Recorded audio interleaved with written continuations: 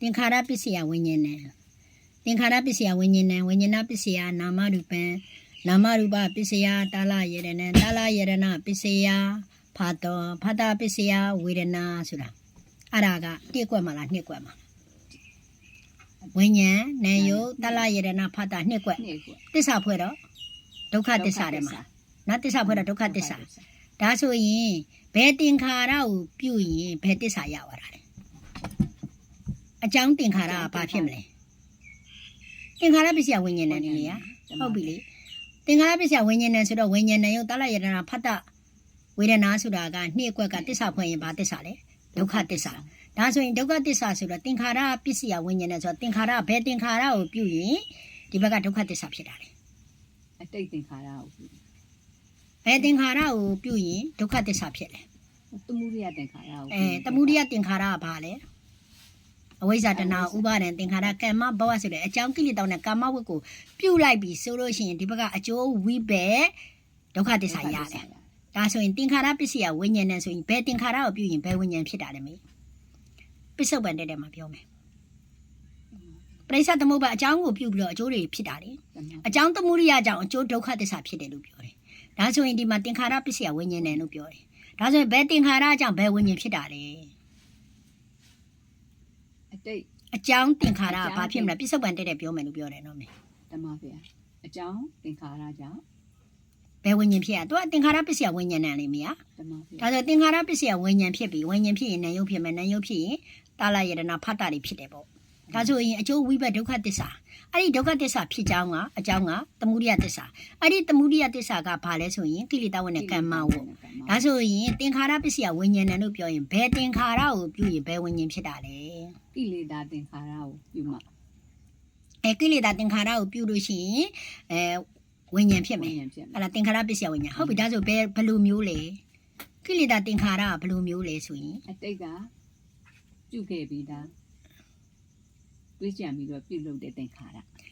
ဒီမှာဟုတ်တယ်ပြစ္ဆုတ်ပန်တဲ့မှာကြည့်မယ်ဆိုရင်ကိလေသာဝနဲ့ကမ္မဝတ်ကငကိုတွေကကြိုမရှိတာဘူးဒီဝိပက်ဆိုတဲ့အကျိုးဝိပက်ခန္ဓာကြီးကိုအကြောင်းပြုထားပြီးပြီနော်ဒီဝိပက်ဆိုတဲ့ခန္ဓာကြီးကိုအကြောင်းပြုတယ်ဆိုတော့ဒါကအကျိုးဒုက္ခသစ္စာကြီးဒီအကျိုးဒုက္ခသစ္စာကြီးကိုအကြောင်းပြုပြီးတော့တဲ့အကြောင်းနဲ့လိုမလိုကြိုက်မကြိုက်နဲ့တွေးကြံလိုက်တာသမုဒိယပဲကလိုမလိုကြိုက်မကြိုက်နဲ့တွေးကြံလိုက်တဲ့သမုဒိယကြောင့်ပဲတဲ့စိတ်ဆင်းရဲခြင်းဆိုတဲ့ဒုက္ခသစ္စာရမသွားဘူးလားဒါဆိုရင်ဘယ်မှာလဲဘယ်မှာဖြစ်နေတာလဲစိတ်မှာကြံတွေးကြံစီပြီးတော့ခံစားနေတာကြံတွေးနေတဲ့သင်္ခါရတရားဒီအဝိဇ္ဇာပစ္စယသင်္ခါရပဲအဲ့ဒါအကြောင်းကိလေသာနဲ့ကမ္မကိုသင်္ခါရပစ္စယစိတ်တွေဆင်းရဲနေတယ်ဆိုတော့ဝိညာဉ်ဖြစ်မနေဘူးလားဒါဆိုရင်ဓမ္မယုံမှာပဲတဲ့ပြီးခဲ့တဲ့အတိတ်ကာလတွေမရောက်သေးတဲ့အနာဂတ်ကာလတွေကိုတဲ့စိတ်နဲ့ကြံတွေးနေတဲ့သင်္ခါရပစ္စယစိတ်ဆင်းရဲနေတယ်ဆိုတော့ဝိညာဉ်အဲ့ဒါသင်္ခါရပစ္စယဝိညာဉ်နဲ့မယ်ဒါဆိုရင်အမေစဉ်းစားကြည့်ဒီနေရာမှာပရိစ္ဆာအကြောင်းကိုပြုပြီးတော့အကျိုးဒုက္ခတွေဖြစ်တယ်ဆိုတာကအခုချက်ချင်းစိတ်ဆင်းရဲမဲ့အကြောင်းတွေပြီးခဲ့တာတွေကိုအရှိယူပြီးတော့တွေးကြံလိုက်တာနဲ့စိတ်တွေချမ်းသာမှလားဆင်းရဲသွားပြီလားဆင်းရဲမှာအဲ့သင်္ခါရပစ္စယဝိညာဉ်နဲ့မယ်ဓမ္မဖေဒုက္ခသစ္စာကြီးဖြစ်သွားတာပဲလေမေအခုစိတ်ဆင်းရဲတာနဲ့အခုစိတ်ကဆင်းရဲတာနဲ့ဒုက္ခသစ္စာကြီးဟုတ်တယ်မလားစိတ်ဆင်းရဲဖို့အတွက်ကဘာလုပ်ရတာလဲတွေးကြံပေးရတယ်ဘာလို့တွေးကြံပေးရတာလဲပြီးခဲ့တဲ့အတိတ်ကာလတွေကိုအရှိယူတယ်ပြီးခဲ့တဲ့အတိတ်ကာလဆိုတော့ဟိုးဘဝတွေသွားမပြောနေမိရဲ့မနက်ကဥစ္စာတွေကအတိတ်ပဲအခုပြောရင်းနဲ့အတိတ်တွေဖြစ်သွားတာဒါတွေကိုအရှိယူပြီးတော့ဘသူကဘလို့ကြံဘလို့တွေပြောခဲ့တယ်ဘလို့တွေဆိုခဲ့တယ်ဘလို့တွေလုပ်ခဲ့တယ်ဘသူဖြစ်တည်ခဲ့တယ်ငါ့ကိုဘလို့ဂယုစိုက်ခဲ့တဲ့လူတွေအခုတော့မရှိတော့ဘူးဆိုတွေးကြံနေတာကသမုဒိယသစ္စာပဲတွေးကြံပြီးတော့ဆင်းရဲနေတာစိတ်ဆင်းရဲနေတာဒုက္ခသစ္စာပဲဆိုတော့သင်္ခါရပစ္စယဝိညာဏကမိမိရဲ့စိတ်မှာအတိတ်အနာဂတ်တွေကိုတွေးယူကြံစီပြီးတော့ခံစားပြီးတော့ဆင်းရဲနေတာဒီသင်္ခါရပစ္စယဝိညာဏပဲအဲ့ဒါပရိစ္ဆသမုပ္ပါအဲ့မှာဒီထဲမှာလဲနေတာအမေဓမ္မယုံမှာလဲနေတာဒါဆိုရင်သင်္ခါရပစ္စယဝိညာဉ်နဲ့ဆိုတော့မိမိတွေးကြံနေတဲ့အာယုန်တွေဟာတကယ်မရှိဘူးအာယုန်တွေဒါဆိုရင်တွေးကြံလိုက်တဲ့အာယုန်ကစိတ်ဖန်တီးလိုက်တဲ့အာယုန်မဟုတ်လားစိတ်ဖန်တီးလိုက်တဲ့အာယုန်ကရေပေါ်ရုပ်ရေးတယ်လို့ပဲရေပေါ်မှာရုပ်ရေးလိုက်ရင်မရေးလိုက်ဘူးလားဆိုတော့ရေးလိုက်တယ်ချစ်လိုက်တယ်အဲ့ချင်းရင်းနဲ့ပဲမရှိတော့ဒါဆိုတော့ရေပေါ်မှာအယုတ်ရေးနေတယ်တဲ့ရှိလည်းမရှိဘူးရေးလိုက်ဘူးလားဆိုတော့လေရေးလိုက်တယ်ရှိလားဆိုတော့လည်းမရှိဘူးအဲ့ဒီလိုပါပဲတဲ့အာယုံတရားတွေကိုစိတ်နဲ့ကြံယူလိုက်တာကြံတွေးလိုက်တာ ဟာလားဘယ်သူပဲဝါဆိုတဲ့အာယုံလေးတွေကိုကြံတွေးလိုက်တယ်မရောက်သေးတဲ့အနာဂတ်တွေကိုတွေးကြံပြီးတော့အာယုံလေးယူလိုက်တယ်အဲ့ဒီယူလိုက်တဲ့အာယုံတွေရေပေါ်ရုပ်ရည်တယ်လို့ပဲအာယုံတွေကိုစိတ်နဲ့ဖန်တီးပြီးတော့အာယုံမှာပေါ်လာတဲ့ဥစ္စာတွေကိုအရှိယူပြီးတော့တွေးလိုက်လို့ဆင်းရဲသွားတာဒုက္ခသစ္စာပဲအရှိယူလိုက်တာကသမုဒိယသစ္စာပဲတတ္တရဒိဋ္ဌိ တဏှာပထမပဲ တကယ်တော့အဲ့တော့အရှိယူပြီးတော့တွေးကြံပြီးတော့ခံစားနေတာကသမုဒိယသစ္စာနဲ့ဒုက္ခသစ္စာအဲ့ဒါဆိုဒီအာယုံတရားတွေကစိတ်ကနေဖန်တီးလိုက်တာပြီးခဲ့တဲ့အတိတ်တွေပြီးခဲ့တဲ့အတိုင်းတွေကိုဘသူဘဲဝါပုံဆိုတာစိတ်နဲ့အာယုံယူလိုက်တာအာယုံမှာတွေးကြံလိုက်တော့အာယုံမှာဘသူဘဲဝါဆိုတဲ့ပုံရိပ်ကလေးတွေပေါ်လာတာအဲ့ဒီပေါ်လာတာကလည်းမမြဲဘူးချုပ်ပြောက်သွားတာမြဲရေပေါ်ရုပ်ရည်တယ်လို့ပဲဒါဆိုရင်မိမိရဲ့တမာဒိဋ္ဌိဉာဏ်မှာအာယုံတရားတွေစိတ်နဲ့ကြံတွေးလိုက်တဲ့အာယုံတွေကလည်းစိတ်နဲ့တကွာချုပ်ပြောက်ပျက်စီးသွားတယ်ဟုတ်လားမဟုတ်လာ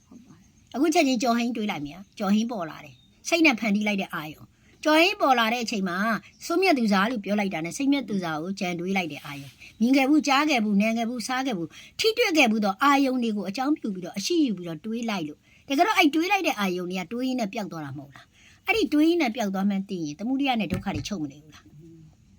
းကဲအဲ့ဒီလိုမျိုးတွေးရင်းနဲ့ပျောက်မှန်းမသိလို့တွေးရင်းနဲ့ရှိပြီးတော့ခံစားပြီးတော့ဆင်းရဲနေလို့သမုဒိယသစ္စာနဲ့ဒုက္ခသစ္စာကမိမိစိတ်မှာအခုကြံတွေးအခုဖြစ်တာမြေဒါဆိုရင်သမုဒိယသစ္စာနဲ့ဒုက္ခသစ္စာဆိုတာစိတ်နဲ့ဖန်တီးပြီးတော့အာယုံတရားတွေကိုအရှိယူပြီးတော့တွေးတောကြံစီခံစားနေတာကိုဆင်းရဲနေတာဒုက္ခသစ္စာဖြစ်နေတာပဲဒါဆိုအာယုံတရားတွေကစိတ်နဲ့ကြံတွေးလိုက်တယ်ဘယ်တော့မှငါယောက်ျားရှိခဲ့စဉ်ကာလာတော့ငါပေါ်မှာသူဘလို့လေးကောင်းတာဟဲငါယောက်ျားတော့မရင်ငယ်ယူသွားတယ်ထီလူကမလိယူသွားမှာပေါ့ဘာညာနဲ့ဆိုတော့ဒီအာယုံတွေပေါ်မှာတွေးကြံပြီးတော့ဆင်းရဲနေတယ်တွေးကြံပြီးတော့ဒေါမနတတွေဖြစ်နေတာသမုဒိယသစ္စာနဲ့ဒုက္ခသစ္စာအဲ့ဒါသင်္ခါရပစ္စယဝိညာဉ်နာမယ်အကြောင်းသင်္ခါရကြောင့်အကျိုးဝိညာဉ်ဒုက္ခသစ္စာဖြစ်နေတာဘာမှလည်းမိမိစိတ်မှာतू ကဖောက်ပြန်သွားတယ်ဖောက်ပြန်နေတဲ့သဘောတရားတွေယောက်ျားဖောက်ပြန်သွားတယ်မိန်းမဖောက်ပြန်သွားတယ်တွေးကြံပြီးတော့ဆင်းရဲနေကြတယ်မဟုတ်လားဒါတွေးကြံပြီးတော့ဆင်းရဲတာဘလောက်ကြာတွေးကြံဆင်းရဲနိုင်တယ်မိတစ်နှစ်နှစ်နှစ်သုံးနှစ်လေးနှစ်ပြီးသွားတာနောက်ဆုံးတော့ဒါပေမဲ့နှစ်နဲ့တာချီပြောနေတာတွေးကြံရင်းနဲ့ကုန်သွားတာ तू ကဒါကိုနားလဲပဲဆိုရင်ငါတို့တွေးကြံနေတာကစိတ်နဲ့ဖန်တီးတဲ့အာယုံတွေပဲပုဂ္ဂိုလ်တ attva သူငါယောက်ျားမင်းမပုဂ္ဂိုလ်တ attva ဆိုတာတကယ်မရှိဘူးစိတ်နဲ့ကြံတွေးပြီးတော့ယူလိုက်တဲ့အာယုံယောက်ျားမင်းမပုဂ္ဂိုလ်တ attva မဟုတ်အဲ့ဒီကြံတွေးလိုက်တဲ့အာယုံကလည်းရေပေါ်မှာအယုတ်ရေးလိုက်တယ်လို့ပဲချုပ်ပြောက်သွားတာတွေးကြံရင်းနဲ့ချုပ်ပြောက်သွားပါလားငါတွေးကြံနေတဲ့အရာတွေကချုပ်ပြောက်သွားပါလားဆိုတော့တွေးကြံနေတဲ့အာယုံနေနဲ့တွေးကြံနေတဲ့စိတ်ဟာမတည်တံမှုချုပ်ပြောက်တယ်လို့ဉာဏ်မှမြင်နေဉာဏ်အောက်မှာအရှုခံတွေကချုပ်ပြောက်မနေဘူးလားဘာတွေချုပ်ပြောက်နေတာဆိုတော့တွေးကြံနေတဲ့စိတ်သင်္ခါရတွေဖြစ်ပေါ်ပြီးတော့ချုပ်ပြောက်နေတယ်တွေးကြံလိုက်တယ်အာယုံတွေကိုတွေးကြံပြီးလိုက်တယ်အာယုံတွေကိုလည်းဖန်တီးလိုက်တယ်စိတ်ဖန်တီးမှုနဲ့ဖြစ်ပေါ်လာတဲ့သင်္ခါရတရားတွေဘာမှဖြစ်နေတာလဲဆိုတော့မိမိစိတ်မှာပဲတွေးကြံရင်းနဲ့ဖြစ်ပေါ်လာတဲ့စိတ်သင်္ခါရတရားတွေကတွေးကြံနေနေချုပ်ပြောက်သွားပြီလို့မိမိဉာဏ်မှာမြင်နေတွေးကြံလိုက်ချုပ်ပြောက်သွားလိုက်တွေးကြံလိုက်ချုပ်ပြောက်သွားလိုက်ကိုမှန်မှန်ကန်ကန်ဉာဏ်မြင်နေပြီဆိုရင်အဲ့ဒီအတွေးကြံရဲ့နှိပ်စက်တဲ့ဆင်းရဲခြင်းဒုက္ခသစ္စာလာပါဦးမလားမလာဘူးအဲ့ဒါကိုပရိစ္ဆသမုပ္ပါချုပ်တာလို့ခေါ်တာဒါဆိုပရိစ္ဆသမုပ္ပါဆိုတာလဲနေတယ်ဆိုတာအကြောင်းသမုဒိယရောအကျိုးဒုက္ခသင်္ခါရပစ္စယဝိညာဉ်နဲ့မတိမှုအဝိဇ္ဇာနဲ့တက်မှတ်ခြင်းတဏှာနဲ့ဆွဲလန်းခြင်းဥပါဒဏ်နဲ့ကြံတွေးလိုက်တယ်တဲ့စိတ်ရဲ့နိယမတရားကံမပစ္စယဇာတိဟိုဘက်ရောက်တော့မှာအဲ့ဒီမှာ तू တွေးကြံနေတယ်ဆိုတာမနောကံမှာဖမှန်ထတာအပမာဒပြုတ်နေတာလေတွေးကြံပြီးတော့ဘာဖြစ်နေတာလဲခံစားနေရတယ်စိတ်ဆင်းရဲနေရတယ်ဆိုတော့ဒုက္ခသစ္စာမဟုတ်လားအဲ့ဒါမိမိစိတ်မှာဆင်းရဲနေကြတာဆရာလေးရဲ့တဲ့စိတ်တွေဆင်းရဲလို့တရားလေးဟောပေးပါဆရာလေးရဲ့တရားကိုနာကြရရင်တဲ့စိတ်ဆင်းရဲခြင်းတွေပျောက်သွားတယ်တရားနာလိုက်တော့မှန်တဲ့တရားတွေဝင်သွားတော့အမှားဆိုတဲ့တရားတွေကပျောက်သွားတော့ခုနစိတ်တွေကတွေးယူပြီးတော့ဆင်းရဲနေတာကဓမ္မရောက်လာတဲ့အချိန်မှာတွေးယူပြီးဆင်းရဲတာတွေပျောက်သွားတာလေဒါဆိုရင်တွေးယူပြီးတော့ဆင်းရဲတာပျောက်သွားတာကငကိုတွေကမမြဲလို့မခိုင်ခန့်လို့ချုပ်ပျောက်ပြီးသားအမေဒါကိုမသိနေတာအဝိဇ္ဇာပဲဒါဆိုအခုသိပြီတွေးကြံနေတာကသင်္ခါရတရားတွေးကြံပြီးတော့စိတ်ဆင်းရဲနေတာကဝိညာဉ်တရားအဲ့ဒါသင်္ခါရပစ္စယဝိညာဉ်နဲ့ပဲဒါအရှုခံလေးပဲဒီနေရာလေးမှာရှုလိုက်တာနဲ့ငါတို့တွေးကြံနေတဲ့အတိတ်အာယုန်နဲ့အနာဂတ်အာယုန်တွေဆိုတာရှိတယ်မရှိဘူးတွေးကြံရင်းနဲ့တွေးကြံနေတဲ့စိတ်ကောတွေးကြံနေတဲ့အာယုန်တွေကလည်းမမြဲတဲ့သဘောနဲ့ချုပ်ပြောက်နေပါလားလို့ဆိုတော့အတွေးကြံအာယုန်တွေချုပ်ပြောက်ရာတွေမြင်မလာဘူးလားအတွေးကြံအာယုန်တွေချုပ်ပြောက်ရာတွေမြင်နေအဲ့နေရာမှာပြိဿသမုပ္ပါဒ်တွေရက်မနေဘူးလားရက်နေရင်ဒီမှာတောကပရိဒီဝဒုက္ခဒေါမနတဥပယတာမိတွေငြိမ်းမနေဘူးလားမိအဲ့ဒီငြိမ်းရာနေနဲ့နေတာကိုဓမ္မရတ္တနဲ့နေတယ်လို့ခေါ်တယ်ဒါဆိုအမေကနားလဲဝါရီသင်္ခါရပစ္စယဝိညာဉ်နဲ့အဲ့ကြောင့်ဆရာလေးမေးလိုက်တာကသင်္ခါရပစ္စယဝိညာဉ်နဲ့ဘယ်သင်္ခါရကြောင့်ဘယ်ဝိညာဉ်ဖြစ်တယ်ဆိုတော့ကိလေသာ အကြောင်းတမှုရိယအနေနဲ့တွေးကြံတဲ့သင်္ခါရမှန်တယ်များဝိညာဉ်ဖြစ်မှာပဲ တမန် ဒါဆိုရင်တမှုရိယတွေအတွေးကြံနေတဲ့တွေးကြံနေတဲ့သင်္ခါရတွေကမမြဲဘူးချုပ်ပြောက်တယ်လို့သိရင်သင်္ခါရပစ္စယဝိညာဉ်နဲ့ဖြစ်เสียလာပါမလားမလာဘူးမေဒီနေရာမှာအကြောင်းတမှုရိယအကျိုးဒုက္ခငြိမ်းနေမေ